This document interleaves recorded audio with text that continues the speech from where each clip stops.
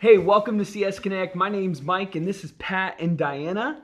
We're glad you're tuning in this morning. Today, we're going to talk about this. We're going to talk about what is God like.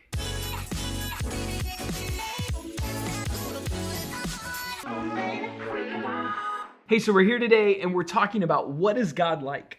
And I think we're all different, right? Like, is there something weird about you, Diana? Like something you want to share with the World Wide Web today? I don't like awkward questions. Okay, great. But here's the thing, is that even though we're uniquely designed, I think it's interesting how, we see the presence of God come out in our lives in different ways. Yeah. Absolutely. And so what if we just had a conversation today? I thought, what if you guys shared?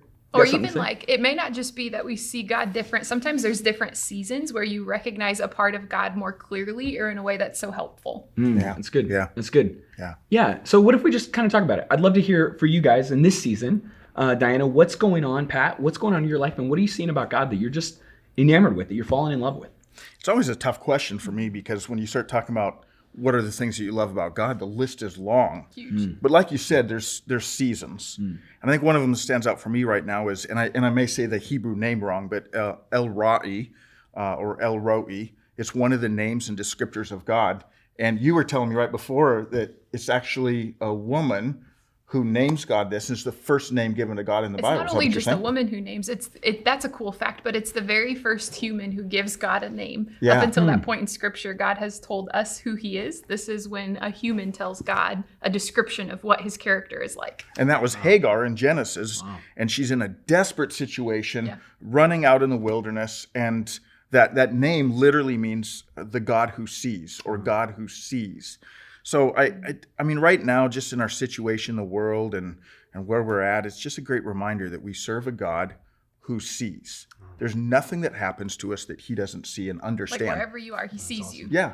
And he sees us better than we even see ourselves. Yeah. Isn't that a great feeling too? Yeah. To know that you're seen. Yeah. To know that somebody gets you and understands you and what's going on in your life. That you're not to alone. know that you're not alone. Yep. And that God sees you. Wow. Yeah. Yeah. That's cool. Diana, what about you? One of the things for me is I just love this idea that God is constant. Like he is the sure thing. So Psalm 105 says like, the Lord is good and his love endures forever. And my favorite part is it says his faithfulness is constant through all generations. And then Hebrews 13 tells us that, man, Jesus is the same yesterday, today, and tomorrow. So no matter what else is crazy, like I can come back to the truth and the confidence that God is constant. Like he's never changing. He's always who he says he is. And like, let's be honest, some days I can absolutely believe that in faith, like kind of like easy, confident faith.